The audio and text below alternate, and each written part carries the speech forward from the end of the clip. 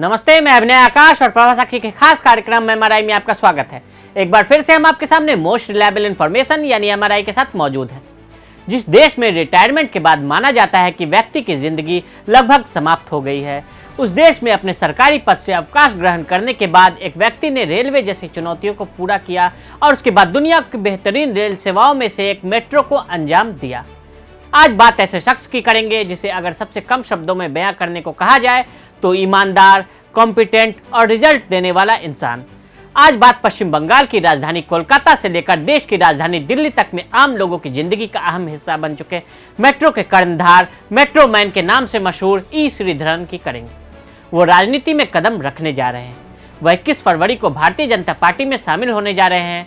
ऐसे में आइए जानते हैं आखिर कौन है ई श्रीधरन और उन्हें क्यों कहा जाता है मेट्रो मैन। श्रीधरन का जन्म 12 जून 1932 को केरल के पलक्कड़ जिले में हुआ। Basel Evangelical Mission Higher Secondary School से प्रारंभिक शिक्षा लेने के बाद पालाघाट में विक्टोरिया कॉलेज में दाखिला लिया। आंध्र प्रदेश के काकीनाडा गवर्नमेंट इंजीनियरिंग कॉलेज में दाखिला लेने के बाद वहां से उन्होंने इंजीनियरिंग में डिग्री प्राप्त की। पढ़ाई पूरी करने के बाद कुछ वक्त तक श्रीधरन ने गवर्नमेंट पॉलिटेक्निक में सिविल इंजीनियरिंग पढ़ाया। 1953 में भारतीय लोक सेवा आयोग द्वारा आयोजित इंडियन इंजीनियरिंग सर्विसेज एग्जाम में बैठे और उत्तीर्ण हो गए।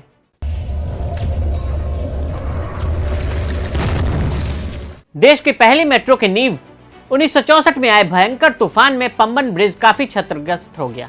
रेलवे ने ब्रिज ठीक करने के लिए 6 महीने दिए, लेकिन श्रीधरन ने 46 दिनों में ही ब्रिज ठीक करा दिया। दक्षिण रेलवे ने अपनी सेवा के बाद श्रीधरन देश की पहली मेट्रो की सफलता में अहम भूमिका निभाई। भारत की पहली कोलकाता मेट्रो की प्लानिंग, डिजाइनिंग और बनवाने का पूरा श्रेय श्रीधरन को ही जाता है। 1970 में श्रीधरन ने भारत की पहली मेट्रो रेल कोलकाता मेट्रो की परियोजना, डिजाइन और कार्यान्वयन की जिम्मेदारी उठाई। श्रीधरन ने नहीं सिर्फ इस परियोजना को पूरा किया, बल्कि इसके द्वारा भारत में आधुनिक इंफ्रास्ट्रक्चर इंजीनियरिंग की आधारशिला भी रखी। 1975 में उन्हें कोलकाता मेट्रो रेल परियोजना से हटा लिया गया। पहला जहाज किया तैयार। श्रीधरन ने अक्टूबर 1989 में कोचीन शिपयार्ड ज्वाइन किया। उस समय यह अनुत्पादकता के दौर से गुजर रही थी। शिपयार्ड का पहला जहाज एमवी रानी पद्मिनी अपने लक्ष्य से बहुत पीछे था, पर उन्होंने अपने अनुभव, कार्यकुशलता और अनुशासन से शिपयार्ड का कायाकल्प कर दिया। उन्होंने यह सुनिश्चित किया कि उनके नेतृत्व में यहाँ का पहला जहाज बनकर निकले। सन 1981 में उनके नेतृत्व में ही कोचीन शिपयार्ड का पहला जहाज एमवी रानी पद्मिनी बनकर बाहर निकला। एमवी रानी पद्मिनी जहाज कोच्चि शिपयार्ड में सालों से अटके एमवी रानी पद्मिनी जहाज के कंस्ट्रक्शन को 2 साल में ही पूरा कर दिया। 1981 में उनके नेतृत्व में कोचीन शिपयार्ड का पहला जहाज एमवी रानी पद्मिनी बनकर बाहर निकला। रिटायरमेंट के बाद भी वो पीछे नहीं हटे और मुंबई कोच्चि रूट पर ट्रेन लाइन्स बिछवाई। दिल्ली मेट्रो की शुरुआत। मेट्रो का यह सफर जितना आसान दिखता है उतना रहा नहीं।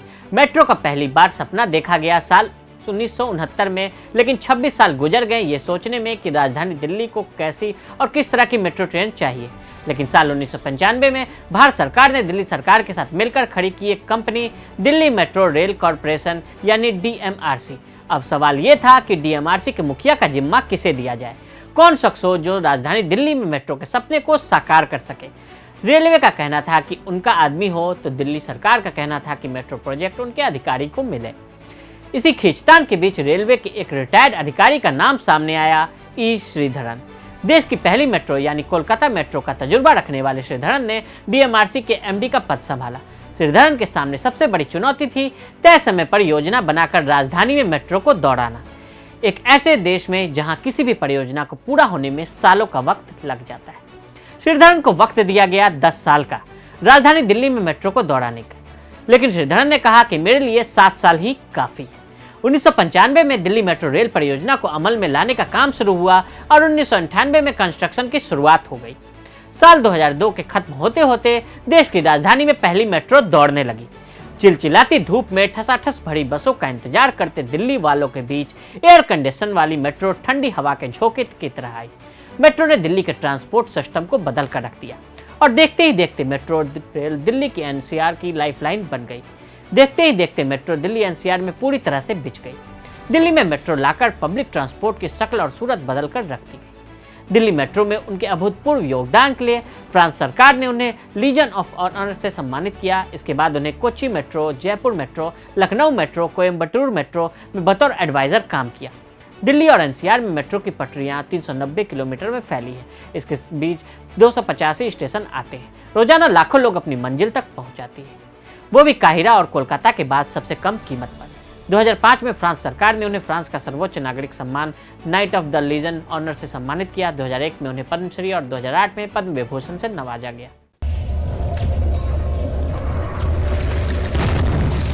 केजरीवाल की मुफ्त यात्रा वाले फैसले से हो गए थे नाराज।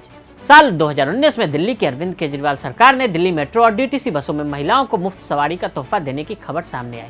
श्रीधरन ने उस वक्त पत्र लिखते हुए अपनी आपत्ति दर्ज कराई। उन्होंने लिखा कि दिल्ली मेट्रो केंद्र और दिल्ली सरकार का ज्वाइंट वेंचर है। ऐसे में कोई भी एक हिस्सेदार समाज के किसी एक हिस्से को रियायत देने का एक तरफा फैसला नहीं ले सकता। चिट्ठी में उन्होंने कहा कि दिल्ली मेट्रो के किसी भी काम में दखल न देने का फैसला किया था, मगर दिल्ली सरकार के इस फैसले ने उन्हें आगे आने पर मजबूर कर दिया।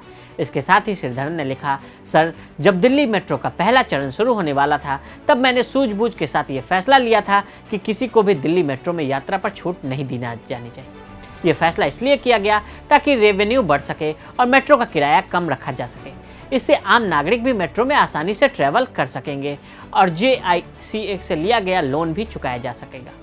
Srinagar metro project. श्रीधरन ने 2019 में कश्मीर में भी मेट्रो का सपना साकार करने की तरफ कदम बढ़ाया। श्रीनगर में 25 किलोमीटर लंबा मेट्रो ट्रेन प्रोजेक्ट होगा जो कि 2 चरणों में बनेगा। कॉरिडोर 2 नाम से 2 हिस्सों में श्रीनगर मेट्रो को बांटा गया। एक कॉरिडोर में 12 स्टेशन बनेंगे, यानी दोनों कॉरिडोर मिलाकर 24 स्टेशन के साथ मेट्रो प्रोजेक्ट बनकर तैयार होगा। मेट्रो मैन को श्रीनगर मेट्रो प्रोजेक्ट का हेड बनाया गया।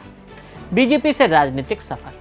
केरल में विधानसभा चुनाव होने में कुछ ही महीने का समय शेष है और राज्य चुनावी समर में उतरने जा रहा है। लेकिन इससे पहले ही बीजेपी की तरफ से एक बड़ी खबर सामने आई। बीजेपी के प्रदेश अध्यक्ष के सुरेंद्रन ने आगामी 21 फरवरी को पार्टी की विजय यात्रा से पहले श्रीधरन के शामिल होने की बात कही है। हालांकि 88 वर्षीय श्रीधरन ने अब तक इस मामले में कोई बयान नहीं दिया है, लेकिन कहा जा रहा है कि जल्द ही वे अपनी चुप्पी तोड़ेंगे। तो आज हमने मेट्रो मैन के नाम से मशहूर श्रीधरन की पूरी कहानी का विश्लेषण किया।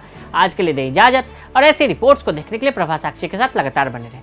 वीडियो को देखने के लिए फेसबुक और ट्विटर पर हमें फॉलो करें, यूट्यूब पर प्रभा साक्षी को सब्सक्राइब करें।